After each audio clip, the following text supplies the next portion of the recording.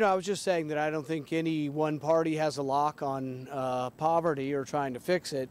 But I think what is important is that we figure out what works and what doesn't work. We're at the 50-year anniversary of poverty, and there's a lot of things that haven't worked because there's a lot of evidence that, particularly in my state, in eastern Kentucky, we've had poverty going on generation after generation. About a month ago, I proposed something called economic freedom zones. Mine differs a little from the president's in that we don't really pick who the winners and losers are. We let the consumer pick that. The difference is that when you look at business, 9 out of 10 small businesses fail. And this is important to know because if I'm government and I want to give money to you and say, well, you start a business and that'll create jobs. With 9 out of 10 people who fail, I'm going to make a mistake 9 out of 10 times. That's why government grants largely haven't worked. But if we were to give the money back in the form of reducing taxes, the consumer has already selected out for businesses that are successful. So what I proposed is dramatically lowering federal taxes almost to a non-existent level. 5% corporate income tax, 5% personal income tax, lower the payroll tax, 2% on employees, 2% on the employer, have no capital gains in tax. So for Detroit, mine would leave $1.3 billion in Detroit over a 10-year period. In Pike County, Kentucky, my plan would leave nearly $200 million. In Harlan, Kentucky, that has nearly 18% unemployment, my plan would leave $60 million. But the difference is I'm not asking Houston to bail out Appalachia. I'm allowing Appalachia to bail themselves out and also acknowledging that what we've done in the past hasn't really worked. So are there good things that the president said today? Do you think there's any chance you can take what you just said about your plan, take his plan, and we'll have some sort of middle ground? I'm hopeful that we can. I think the good news is the sentiment, and I think his motives are in the right place, and I think it's good that he is talking about bringing people together to try to fix something we all want to fix. The only concern I have is that some of the thoughts as far as government grants aren't new ideas. And I'm not saying I'm opposed to what he's doing. I'm just concerned that it's not enough and that it isn't different from what we're doing enough to have the effect that we all want. Senator, on another issue, there were members of Congress that met today about the NSA spying program, which you're obviously involved in. Is there anything any thoughts you have on that with regards to the program? Do you think it's following the recommendations of the State? I'll only be satisfied if this is debated, discussed, and decided by the Supreme Court.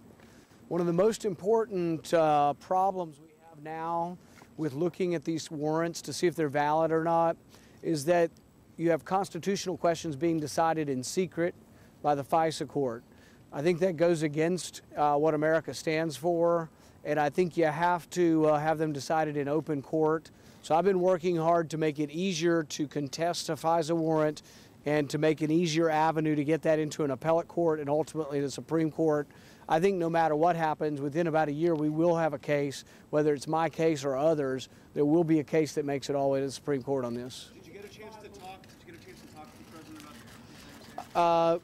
No, I didn't get a chance to talk directly to the president today, but I am supportive of his motives and what he's trying to do. My only additional comment is that I think what we need is to do something more dramatic than what he's proposing. Do you think it's viable for phone companies to take a phone collection? I think the current system we have is inappropriate and smacks of general warrants, and we need to, the NSA has to be reined in by the courts. Whether or not, record collection, if it's voluntary, I'm fine with phone companies holding phone records. They already do to a certain extent. I don't want to mandate the period of time they hold them. I also think it's important that, when Senator Wyden and Udall and others have questioned the 55 different cases they say that were captured, the NSA usually says by this methods and or other methods, and when you pin them down, my understanding is that Senator Wyden doesn't believe that any of them couldn't have been captured through a traditional Bill of Rights type of warrant. I haven't come out in favor of clemency. What I've come out in favor of saying is that I don't think the death penalty is appropriate punishment nor life imprisonment. I also think that those who call for some sort of frontier justice for him need to understand there needs to be equal protection and the law needs to be applied equally. James Clapper, by all accounts, committed perjury, which is punishable by 5 years in prison. And, you know, if you want to throw the book at Snowden, I think it's a little hard to say, oh, but we're not going to do anything about, you know, James Clapper lying to Congress.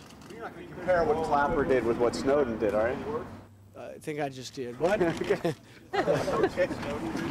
can't hear you. Clapper, in that testimony, did something worse than what Snowden did in the country exposed. Yeah, no, I don't think it's my job necessarily to compare them or to contrast them or say the degrees, but I think what James Clapper did has greatly harmed the credibility of the intelligence agencies, and it makes it hard for us to believe them when they come to Capitol Hill now, because he frankly lied when he was prepped for a question, told the question was going to come. He, or as he said, told the least untruthful thing he could think of. I mean, no, it really has greatly damaged the intelligence community, and you know, it's arguable. Maybe one or two more. Governor Christie and his situation. Let's try another one. I think he has enough questions to answer. He can do that. What's that? A deal is coming together in the Senate on unemployment insurance benefits. Have you heard that? Can you tell us the latest? We had heard that yesterday, and then there was no vote, and now I think there's going to be a vote as we speak. Tell me if it starts, and I got to go. The fact that we're voting now, I don't think there is a deal that I know of, but I don't know exactly whether there'll be a deal or not. I think the Republicans, my understanding, the Republicans who voted to get the process started are, I think most of them, uninclined to vote for it unless it's paid for.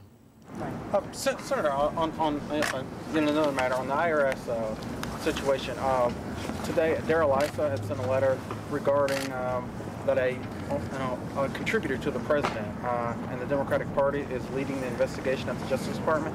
Do you have any thoughts on that? That's something that you've spoken quite a bit about. You know, they say the fox isn't good to guard the hen house. The fox is probably not good to investigate the hen house either. Now, I think these investigations need to be done by independent people outside of the administration.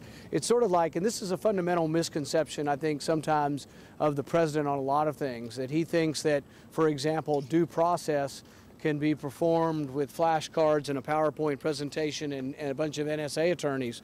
That's not due process. It's also the problem with the FISA court. That's not due process either. A fundamental part of due process is you find truth through an adversarial process. You have to have people on both sides. I can do one more and I got to go. I was going to try to get you on Christie. Really nothing on anything besides that. You know. One time? The progress on the budget. January 15th is quickly approaching. Yeah. I think the problem's largely, you know, solved, you know, on the budget process, you know, with the Ryan Murray thing. I don't think, my prediction is, and I can't guarantee this is going to happen, but my prediction is there will be no more fighting. Peace is going to break out, and no, I'm serious about this. And we're going to, you know, talk about Obamacare till 2014. I think that's what's going to happen. Both sides of Pennsylvania Avenue now? The reason I'm pessimistic towards there being, I think there needs to be some restraint on spending, that we shouldn't raise the debt ceiling without budgetary constraints. But the Ryan Murray budget just gave up on the budgetary constraints that we did have. So it'd be, people say, well, are we going to have a big fight over raising the debt ceiling? Well, why would we? We just gave up all budgetary constraint with the Ryan Murray plan. So I don't see all of a sudden they're going to say, oh, we're not going to raise the debt ceiling. What are we going to do? Oh, let's get the sequester caps back. Oh, we just gave those up. So what would we possibly demand for not raising the debt ceiling since we just gave up on the sequester caps? So I'm pessimistic that there will be budgetary restraint, but if you want to see things go without us having debate or changing anything and just keep spending, I think that will happen. I think the debt ceiling goes up, I think budget passes, spending bills pass, and without a whole lot of problems. Any chance about offsets for the unemployment? Actually, I think there might be there because I don't think it passes in the House without it. Thanks, everybody. Thanks.